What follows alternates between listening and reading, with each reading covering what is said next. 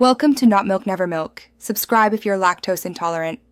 In this video, I will explain how to file Form 8938 using an easy method.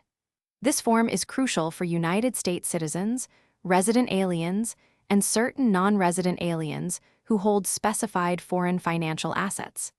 It helps the Internal Revenue Service ensure compliance with tax laws. We will cover the essential steps to accurately complete and submit this important document, ensuring you meet your reporting obligations without unnecessary stress. You generally need to file Form 8938 if you are a United States citizen, resident alien, or certain non-resident alien with specified foreign financial assets exceeding specific thresholds.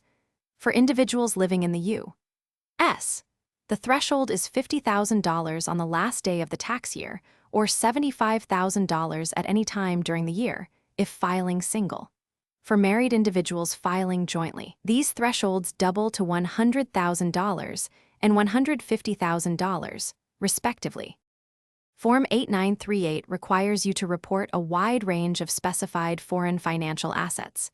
This includes foreign bank accounts, foreign stock or securities held in a foreign financial institution, and interests in foreign partnerships.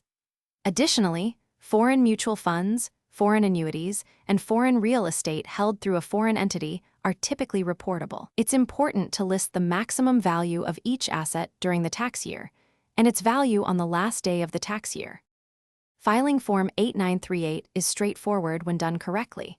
You will attach it to your annual income tax return, typically Form 1040.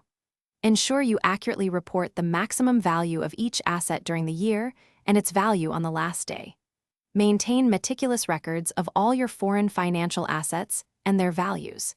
If your situation is complex, consider consulting a qualified tax professional. The filing deadline is generally April 15th, aligning with your tax return.